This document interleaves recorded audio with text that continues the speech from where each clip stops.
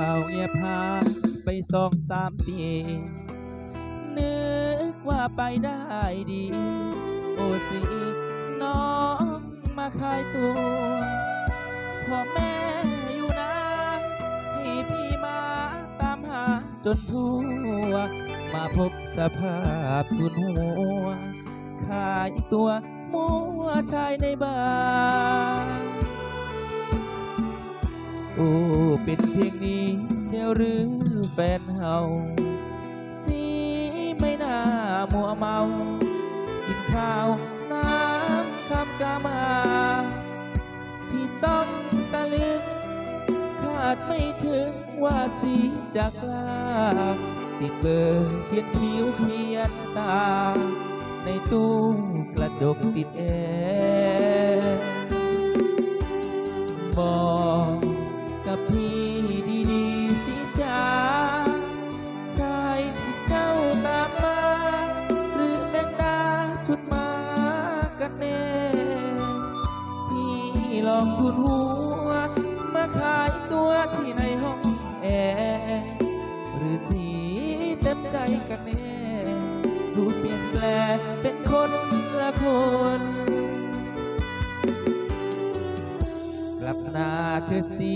นี้ไปด้วยกันแล้วไปสร้างสวรรค์อยู่บ้านเพียงหน้ามนอย่าลงไปแดงส่งสีแสงเข้าหน้าเหี่ยวยนจะพาไปรดน้ำมนต์ล้างเขาเป็นดาวบ้านนาฝากกดไลค์กดแชร์เด้อพี่น้องเด้อ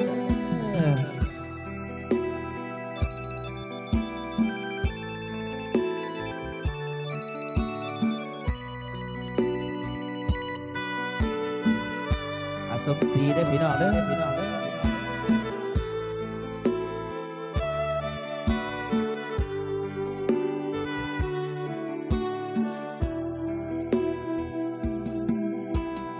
บอ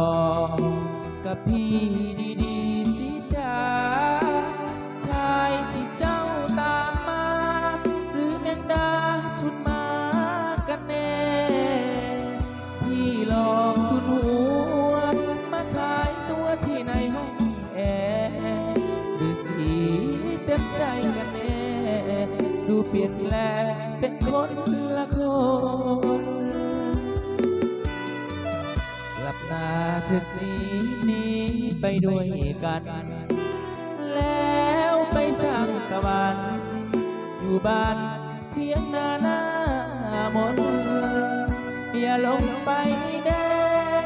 ส่องสีแสงเข้าหน้าเหี่ยวยนจะพาไปรดน้ำมนต์ล้างเขาเป็นดาวบ้านนา